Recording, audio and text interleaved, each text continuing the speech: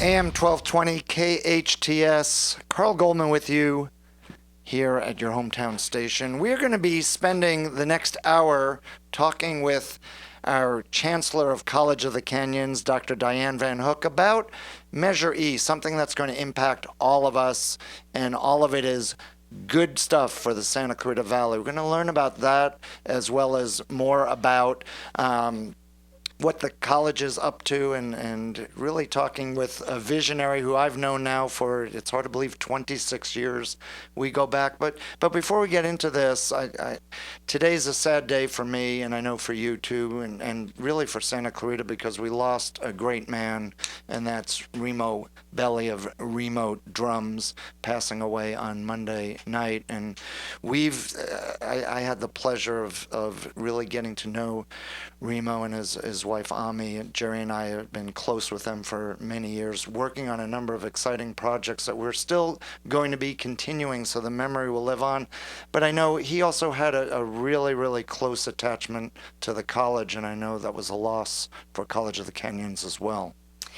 It definitely is a loss. He was an individual who had an uncontainable belief in possibilities. And he dared to dream and throw out there his theories, his philosophy about the impact of putting music in education, not doing music education, but infusing it in as a part of the way that students learn.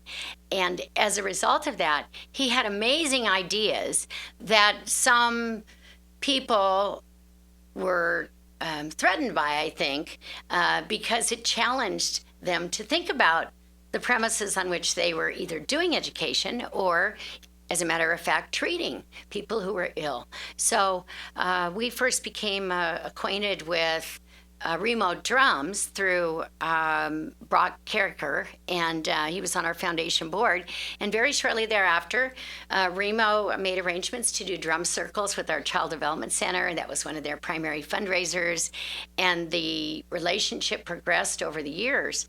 And for us, doing Rock the Rhythm, Beat the Odds in the stadium with trying to beat the largest drum circle, I guess, in the world, Guinness Book of World Records, of 10,000 students was really something. I was looking last night at photos that were taken, and he was so excited. He was jumping up and down. I had to actually take off my shoes so I could jump as high as he could, and he just brought such joy to life, and at the same time was a very practical, organized, extremely intelligent person who could turn his ideas not into just wild whims, but to reality that helped people. And we will never forget the impact he had on College of the Canyons. You came so close, too, to breaking that Guinness record. We did. We were just a few people short. Well, maybe we'll bring that project back at some point. Maybe we will. And Remo will be smiling down at us when we do. But, yeah, our hearts go out to his family, and we'll be talking more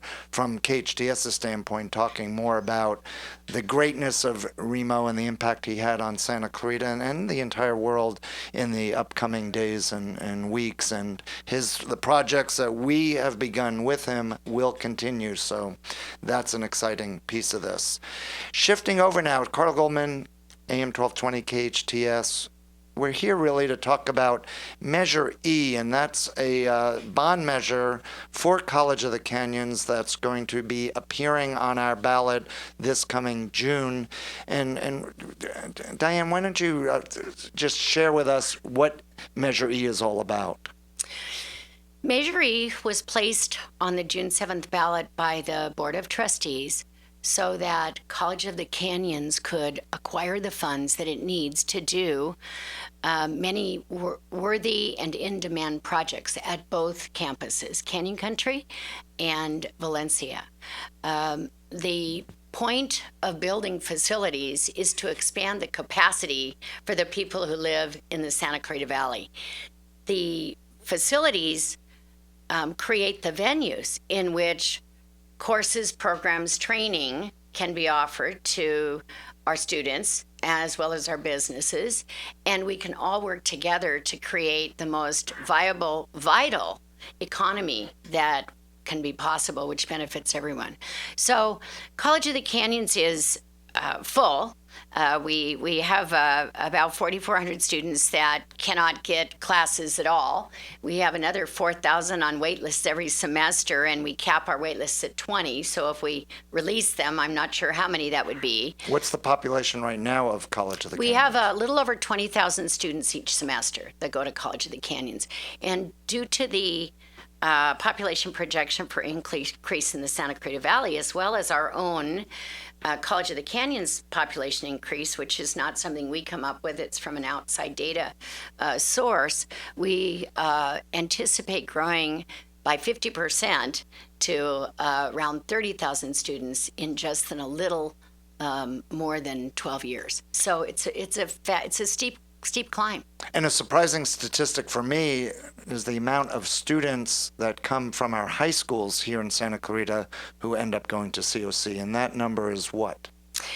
We have 1,000 students a semester that are dually enrolled in high school and at College of the Canyons. There's a new bill that was just passed that will more than likely create opportunities for more high school students to enroll. The state has rules about that, but they've raised the cap of students from 5% to 10%, which is a doubling. And they've also indicated that students in high school will be able to start through selected programs of study to go to COC when they're in the 9th grade and 10th grade and not wait until they're in the 11th and 12th grade. The percentage of Hart graduates going on to COC is approximately what? It depends on how you look at it. Of the total Hart High School graduates, 60%, roughly, sometimes a little more, come to College of the Canyons after they graduate from high school. If you look at the total college-going population and of the Hart grads, that's 80% that are going to college, and 75% of that are choosing College of the Canyons. So 3/4 of the students going on to college from our Hart High School district are entering at COC. That's correct. That's an amazing number. Getting back to Measure E, Measure E is a bond measure that's specifically set up for construction and infrastructure at the two College of the Canyon campuses, Valencia and Canyon Country. This does not include any operational expenses at all. So we're voting to help increase the infrastructure, build buildings, and really expand the schools so that you can get more funding to handle the operation side from the state and federal. Is that correct? That's correct. When a bond measure is passed at the local level for facilities, the money can only be spent on creating facilities, improving facilities, enhancing security and safety, improving handicapped access, renovating and modernizing space, which is a main project at the Valencia site, adding permanent space at the Canyon Country site. So none of it can be used for operations, paying utility bills, paying salaries and benefits. None of that is possible for the general operational structure. Assuming it's passed, what's the time frame for funding an actual building? When will we see the results of our success? Pretty quickly. Whereas Valencia is almost 50 years old and we're still not done. We anticipate being able to build 4 of the 6 permanent buildings at Canyon Country if we only have our local bond funds by within the next 12 years. So, and if we get any state match, which the funding structure for community colleges lets colleges that have a local match leapfrog ahead in the priority line. So if the state passes bond measures and matching funds are available, we will be able to build. If we receive $20 million in match, we'll be able to build 5 buildings. If we receive $40 million in match, we'll be able to build the entire campus, and it will be done so that for a young person who's in kindergarten or first grade now, that full campus will be available to them when they graduate from high school. On the Valencia campus, all of the proposed improvements will be funded through Measure E, so we'll be able to get that rolling forward. And that includes $350,000 1,000 square feet of space, most of which was built in the early 70s in the cement buildings on campus, as well as a parking structure with 1,000 parking spaces, and a brand new building that is going to be 4 to 6 times the size of our existing technical training center, which houses our EMT program and our fabrication and welding program. That center is very much needed. That will house a public safety training institute with fire and police training in there. We'll have our own academies, so students coming out of our local schools who want to pursue being a firefighter or a member of the sheriff's department will be able to get into that basic academy at College of the Canyons. We will add space and expand the allied health options that we have, not only expand our nursing program, which is impacted, but also add other fields in allied health, and then have a permanent home for our emergency medical technician program. So we're very excited about that. We're chatting with College of the Canyons Chancellor Dr. Dianne Van Hook, AM 1220 KHTS. Carl Goldman with you, your hometown station, talking about Measure E, which will be appearing on the June ballot coming up. So many of our Santa Clarita businesses are supporting this. So we'll be talking about that in a couple of minutes. One thing you mentioned a minute ago about the it's creating a domino effect of funding, because Measure E will support the construction and the infrastructure of our 2 campuses here with Canyon Country and Valencia, but it also allows you to add more students in because of that, and therefore it will create a domino effect with additional funding we can get from both the federal government and from the state. Is that correct?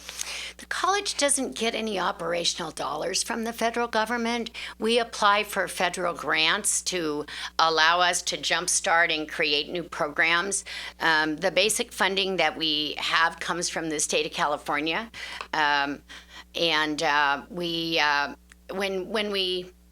when the demand comes to us, like it's coming to us now, for either general education and transferable courses or for job-specific training that's needed in emerging or advancing fields in our workforce, when we feel that demand, we conceptualize the facilities, just as in this. We had over 250 interviews from department heads across our campuses, as well as community individuals. And then we take those needs and we translate those into space. We then work to figure out how we can add that space, how that space would look like, how we can put it together so it's as most functional. And then we look for funding for those. When we do receive funding, either through local bond measures or through a combination of local bond measures that let us leverage and get more money from the state, then we can build the buildings, we can open the buildings, we put the programs in the buildings, we serve more students, and we are funded for more growth, which then facilitates creating and increasing that demand. So it's a big cycle. And all a good thing. And all a good thing. Bond measures have been passed before with College of the Canyons, and we've seen incredible results. Why don't you share what some of those results have been over the years when we passed previous bonds? It allowed, for instance, did allow for the construction of the Canyon Country campus. Yes, the state will not invest any money when you are starting up a center or a campus. They will not fund the land, they will not fund the infrastructure, they will not fund the temporary buildings. So we were able to use funds from our previous bond measures to acquire the land, to put in the infrastructure, and to put temporary facilities on the campus. When you start a new campus, you have a 5-year growth goal. You have a target that you need to hit.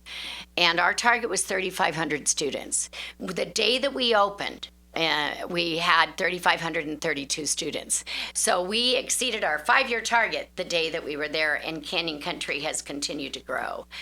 We offer 39 different programs of study at the Canyon Country campus. Not all of them, because we don't have similar facilities or facilities that would allow us to do that. But our students are taking great advantage of that, as are our businesses. 80% of our graduates last year, over 1,500 students, had taken at least one class or more at the Canyon Country campus. They either live there or they work there, and that convenience and local access creates opportunity for them. Absolutely, and I've spoken with many students who are taking classes at the Canyon Country campus, and they are just in praise of the fact that they do not have to cross town in order to attend COC. Plus, it's been a tremendous asset to the growth of and the transition of Sierra Highway and everything else in Canyon Country. That's right. So it's wonderful to have College of the Canyons as an anchor in Canyon Country to help the growth and really the revitalization of that part of town. And it will continue to do that. The second instructional building at Canyon Country, the first one is the science laboratories and lecture halls, because science is a bottleneck for students, whether they want to get technical training, move into nursing, EMT, medical lab technician, or whether they want to transfer. So that's the first building. The second instructional building is an arts building, and the arts building will feature a theater, 275-seat theater, several hundred-seat amphitheater, art gallery, art studio space, and bring that curriculum area to Canyon Country, where it's very limited right now. It's hard to teach art and painting if you don't have facilities that are appropriate. It's hard to do animation, digital media arts if you don't have the appropriate facilities and labs. So it's going to be very exciting, and I think that will really take Canyon Country to the next level. And then are there plans for other construction also on the Canyon Country side coming out of Measure E, or is that? Yes, there are 4 instructional buildings. One of the buildings includes, if we don't receive any state match, one of the buildings includes a library and a learning center, a tutorial center, additional lecture classrooms, a large lecture hall, many facilities. I'm convinced that if we had 2 buildings right now, they would be full, and maybe 3 would be full. So the demand is there. Now we just have to make the construction happen to create those opportunities for the people who need them. We're talking about Measure E coming up on the June ballot this year. KHTS is in support of the measure. It's going to be an incredible opportunity for College of the Canyons to expand their buildings on the Canyon Country side of our valley, also the Valencia side. Some of those buildings go back as far as you and I do, right? When were the first buildings built? What year? I believe it was 1973. 1973. So before there were, just to put this in perspective, 1973 fax machines were just coming out. So the technology has changed. Obviously, the buildings have changed, and those buildings need to be remodeled as well. How many of those buildings will you be remodeling or tearing down and starting from scratch on the Valencia side? We're only going to tear down 2 buildings on the Valencia side. One is Towsley Hall, which is our technical building that isn't very technical because we didn't have a lot of technology in 1973, or the kinds we have young people wouldn't even recognize today. You talk about some of the technology we have, and they say, what are you talking about? That's ancient history. That's antiques, some of that equipment. And so we'll be tearing that building down and replacing that building with a building that's 4 to 6 times the size. Go way to the back of that open space across from the Culinary Institute. And that's where we will house an expanded allied health division, nursing, respiratory tech, a lot of different fields that we currently don't have, as well as house our Public Safety Training Institute and provide the 10,000 square feet of expanded space that our state-of-the-art welding and fabrication program need. We'll be taking that building down. We'll also be eventually taking down our Student Center, which was originally designed, as was the rest of the Valencia campus, in 1967, when the plans were put in for approval of that site, to serve a maximum grand enrollment of 5,000 students. So you can imagine the Student Center doesn't have enough space for 20,000 students or even 15,000 students. So those two buildings will come down. The other renovations will be in space that needs to be modernized and or completely reinvented to accommodate today's technology, today's curriculum, and the workforce training options that we have. That's 350,000 square feet. That is almost 50% of the square footage at the Valencia campus. Dr. Dianne Van Hook's our guest on AM 1220 KHTS. When we come back, we're going to talk about the vision for College of the Canyons for the next 10, 15, 20, maybe 30 years as well. So we're going to take a short break, be right back on AM 1220 KHTS.